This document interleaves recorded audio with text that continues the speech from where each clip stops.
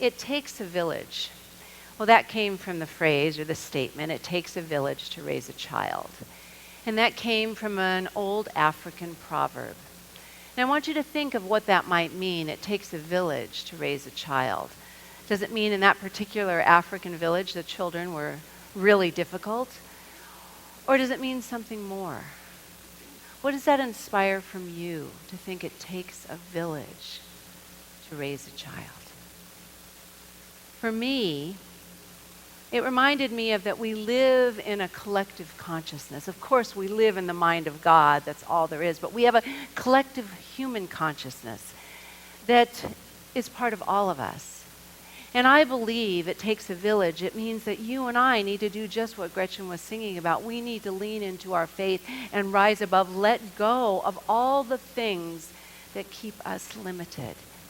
We need to realize that within us is that seed of possibility that's just waiting for the perfect conditions for it to grow.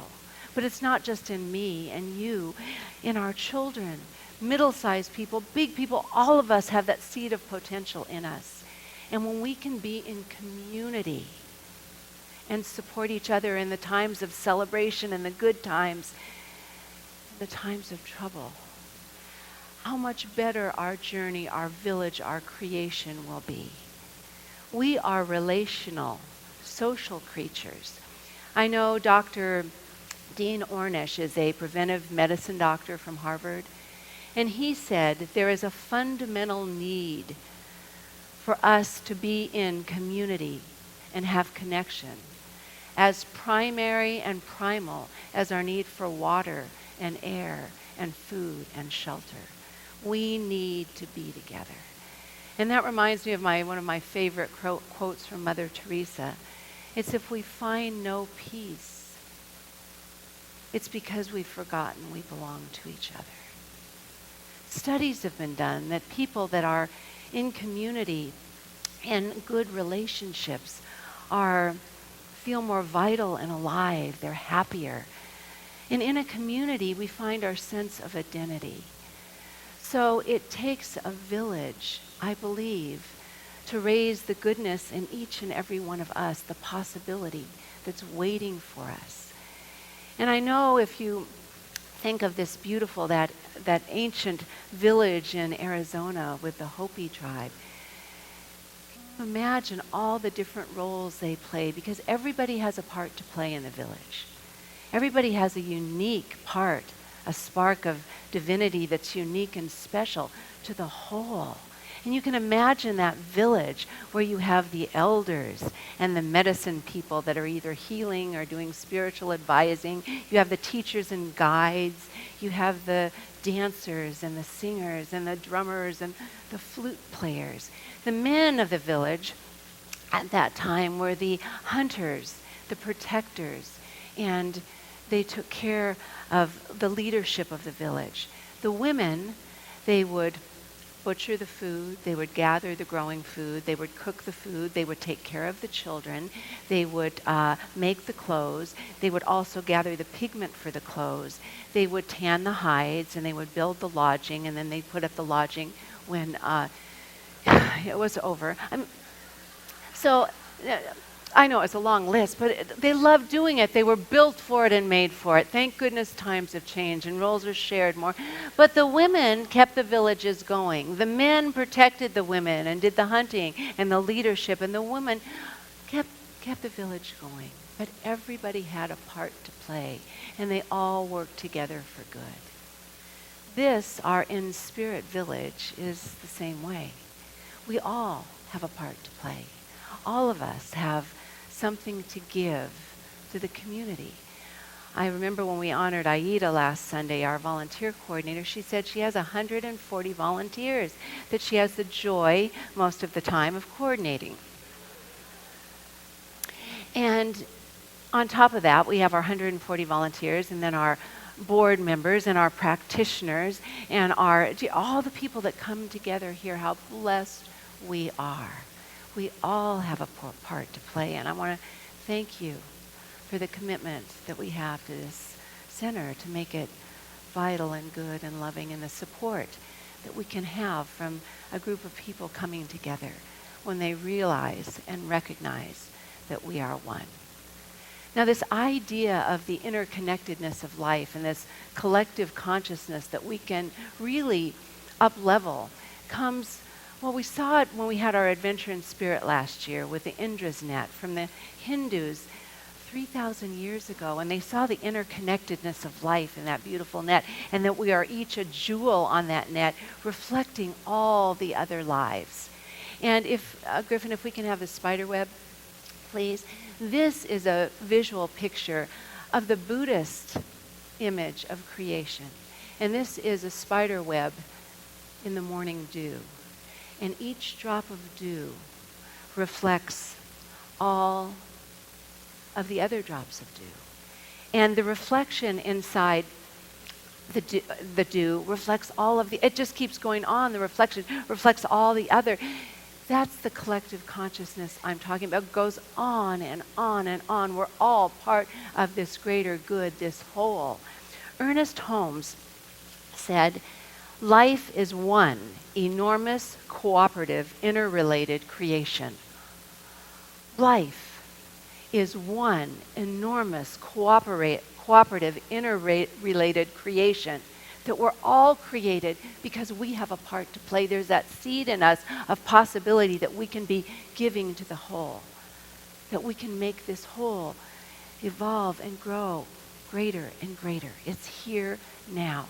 Ernest Holmes said, if we're going to make this enormous, cooperative, interrelated creation the best it can be, it depends on successful relationships which are harmonious. And it begins with our relationship with Spirit. We could feel that in our song this morning. Lean on me. There's something greater.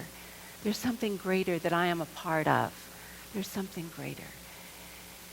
And he said, but that's not enough. We have to have a relationship with ourselves.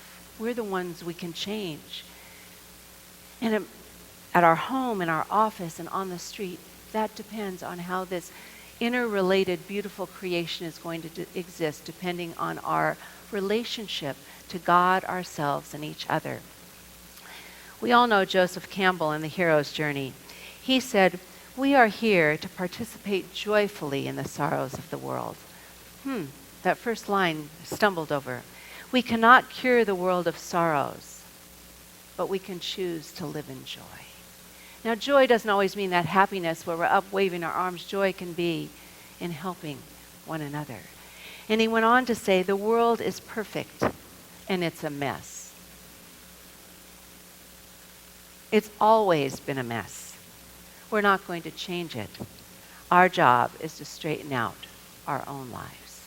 To straighten out our own lives. And so that's why we're here today, to recognize where we need to readjust ourselves, that we can be in alignment with the possibility that we are to be part of the greater good. Now, Meister Eckhart is, how many of you know Meister Eckhart, know of Meister Eckhart? Beautiful 14th century theologian, priest, mystic. I love that man. He was probably the most, just positive and delicious. And he said, the highest work of God is compassion. The highest work of God is compassion, because compassion is what connects us with our divinity. When we tap into our compassionate nature, that's when we're expressing the highest form of God, because that's God's highest work. He said we always, as our human nature, we just have, part of it is we're striving to seek God, to find God. And he said the problem is most people are trying to search outside themselves and find God, but that's a mistake.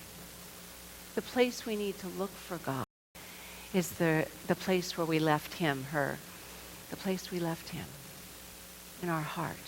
We need to be looking within to find that compassion, that love, that goodness that's here for us, that makes the whole even greater. So, what's the biggest problem with us not connecting with that greater good? And I believe that when we live in dualism, when we have hate and separation in our heart, when we put a place marker on negativity. That's only as far as I can go. The world is difficult, life's a struggle, where I can't do this. When we put a place marker there, when we believe that we're separate and alone and forget that we're one with life, that's where we stop. So Lean Into Me, the song, is about removing the place marker and falling in to the sea of compassion, falling into that greater good. Because when we love ourselves and are compassionate with who we are, body, mind, and spirit, yes, we're greater than our body and our mind, but this is the temple we've chosen to teach us this lifetime. When we can make peace with that, when we can love ourselves the way we are, we can move out and love one another. Compassion is an English noun that's derived from Latin, and it means to love together. So compassion is about loving together. Now let me say, compassion is a word that is the foundation of all major religions and most philosophies. I want to ask us how we're doing. I'm going to share with you that just a few of the major religions where compassion is right at the top. In Hinduism, compassion is a core value. I'm really not spitting, it just sounds like it. Is a core value. There are two forms of compassion. One's a little easier than the other. Now I want you to test this. The first form of compassion is when we are compassionate to those who are suffering and have done nothing wrong. The second form of compassion is the compassion for those that are suffering and have done something wrong. True compassion is to hold both equally. How are you doing on that? It's a little easier to have compassion for the people that have done nothing wrong. It's hard to have compassion for people that have done things wrong, maybe things that you think are man's inhumanity to man or whatever it is. It's hard to have compassion. But when we remember at the core of everything is divine love, there's a spark of divinity at the core of everything. We can love that. Beyond the behavior, beyond whatever's happening, we can love that part. Doesn't mean you have to sit and have dinner with them. It means just to love and have compassion. Now, compassion is a little bigger than empathy. Empathy means we have feelings and understandings. We can feel, we can imagine what it would be like to be in someone else's shoes. Compassion is when it's deeper than that. You're drawn into giving of yourself to help somebody out that's having a physical, emotional, mental, or spiritual crisis or need. That we're called into something greater. So it's a little tougher to really have that compassionate nature.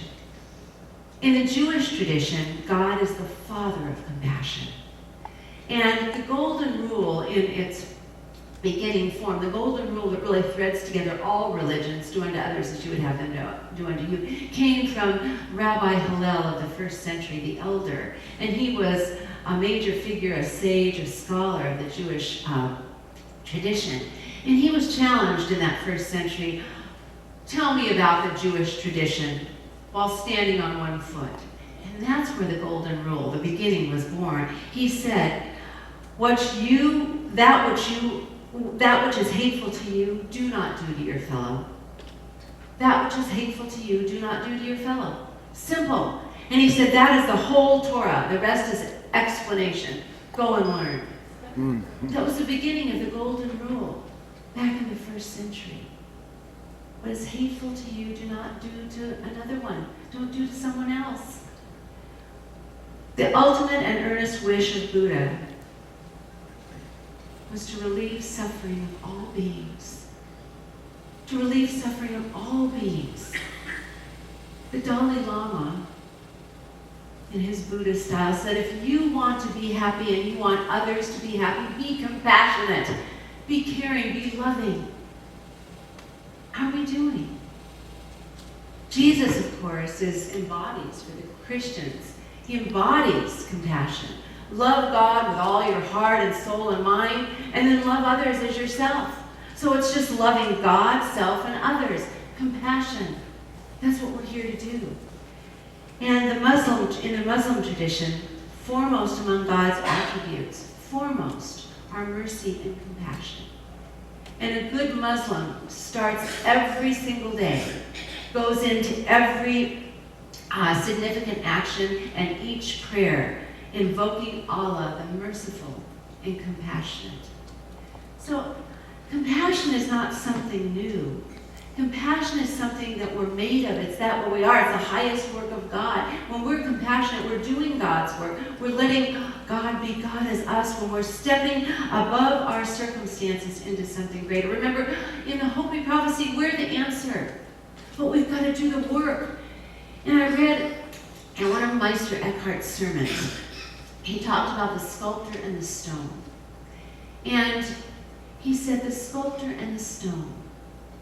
You know, and I'll share the exact part of it because I think it's very interesting how he wrote this, and I won't be able to remember it all. He says, if a skilled artist makes an image out of wood or stone, he or she does not place an image in that stone or that piece of wood at all, but simply chips away the pieces that have hidden and covered it. The artist contributes nothing to the wood or stone, but rather removes the covering and takes away the excess to what lay beneath, so it can shine forth. What are we made of? What's in us? Divine love, possibility. Remember, we are the answer, so anything that's happening to us right now, there's an answer in us. If we chip away our old beliefs, if we strip off the dualism, the separation, the hatred, the lack of forgiveness, if we absolutely strip that away and stop focusing on all the things we want, then think of what we can create, because we're made with this creative potential inside. What is it we're called to create? Now, there are two wings of compassion. One is giving of the gift of yourself to make life better. Now remember, we can't give what we don't receive too, so we're receiving a better life. When someone else is having a success, which is something you'd really like, but if we celebrate and honor one another and celebrate the good that's happening to someone else, we are uplifting that consciousness, the collective consciousness. Start celebrating not only our own life, which we're going to talk about in a minute, but the life of others. Celebrate the good, the beauty, the joy, the success, the tenacity, whatever it is in others. Celebrate. Give away your blessings. Remember, we are both blessed. We have everything we need right here and right now, and a blessing. We need to continue that circle. So that's one wing of compassion. The other wing is forgiving. We can't hold on to the hatred, the negativity, the anger, the upset. We can't hold on to that shore of the past if we're going to flow down that river of life. If we're going to be part of the ones that are creating, going to the destination the river has, moving forward. If you're the same right now as you were a year ago, you're going backwards. We live in an evolutionary universe. We're continually here to be growing in mind and heart and understanding. You see, compassion isn't something that you can study. Remember, we learn it from our heart. That's where we have the infinite spirit, where our humanity meets our divinity. Now, if you're having trouble with the forgiving, Cord has a beautiful class, and he's here, and it's on the 31st of August. We're here because we want to be in the practice of forgiving, clearing out, letting go, chipping away all the stuff that holds us back from the good that is present. I'm going to give you a little practice to do to be part of this little flowing river. You know, the Bible talks about the river of life. And it talks about if we're ready to jump into the river of life, participate in this river of life, the evolution, the growth of life, and get to the destination, we'll find God. Because God is the creator of this river of life. So I'm going to give you just 3, maybe 4. I think I'll give you 4 questions today. Just little teeny ones, about that big. That you can start each day with. That'll keep us on that spiral of growing. That'll keep us chipping away the stuff we don't want. We don't want that not only keeps us down, but gets reflected in those little dewdrops. Do you want a lack of forgiveness and anger and hatred and dualism reflected in everybody's dewdrop? I don't.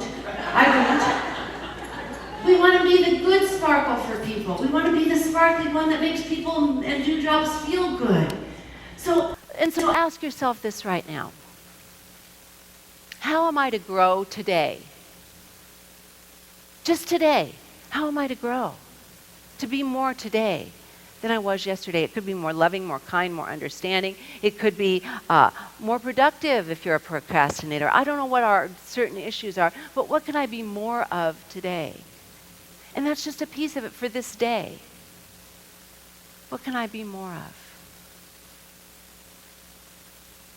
How can I grow today? Second question, what can I let go of? That would be the same thing. Let go of. So if you think of grow, I could get this done, so I'm going to let go of this. That's kind of two sides. How am I going to grow today? What am I going to let go of today?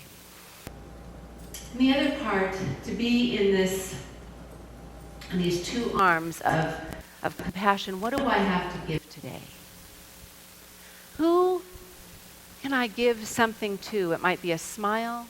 It might be a kind word. It might be something physical. I don't know. But what can I give today to make someone else's life better?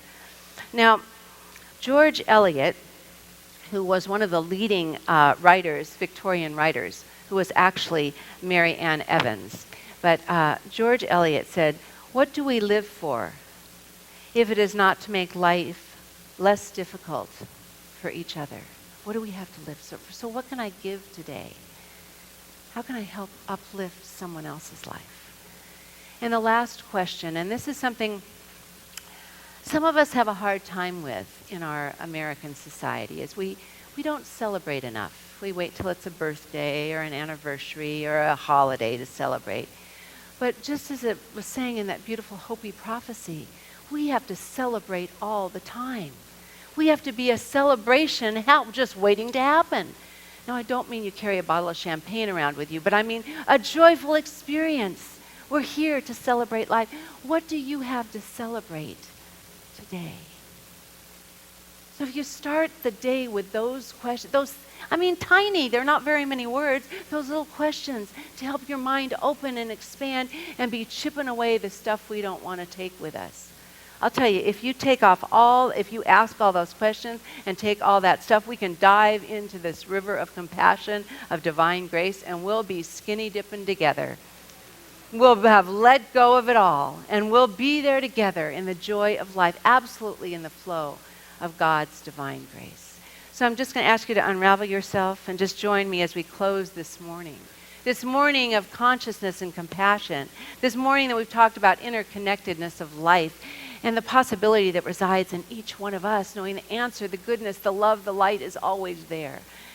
So let's just open right now all aspects of our being into the knowing that God truly is all there is, the infinite knowing that life, love, goodness, possibility are inherent in every moment. They are the stuff of life and they are everywhere present.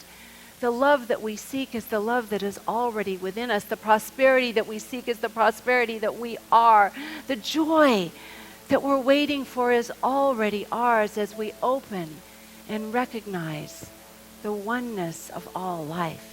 As we recognize that God is all there is, we recognize that we are made of that stuff of life, the goodness that God is, the compassion that is the highest work of this infinite goodness that is always there for us and never against us. So as we recognize all of that, as we expand and breathe into the fullness that we already are, recognizing and knowing truly in this moment we have everything we need. Not only to feel fulfilled ourselves, but to be a blessing in the world and help to heal and love one another. That we belong to each other. We are here on purpose.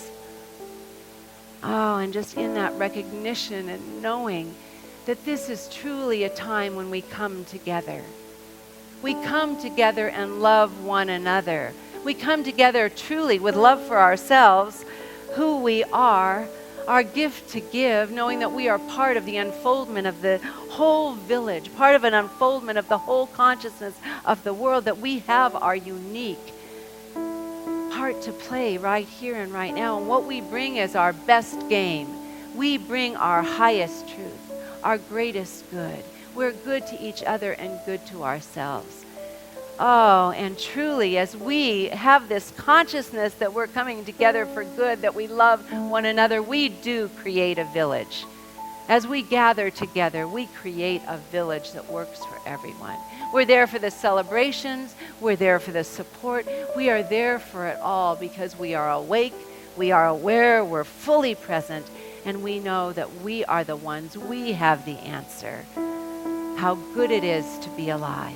How good it is to be part of this ever unfolding good. And just in that energy and essence of all life, we release this knowing into the infinite mind of God that only knows to say yes, to this infinite mind of good that only knows to return to us that which it is given. We see this life in its fullness. We keep our visions alive and awake. And truly in this moment, as we release that and let it go with gratitude and knowing that it is already done, I just invite us in this moment to just consciously see this thread of life connecting each one of us here in our InSpirit village, and send a wave of gratitude, a wave of thank you for how each and every person has a different gift, a different quality, a different attribute to give to this beautiful InSpirit village. How blessed we are. We say thank you, God. And together we say, and so it is. I bless you all, and thank you, thank you, thank you. I bless you. Thank you.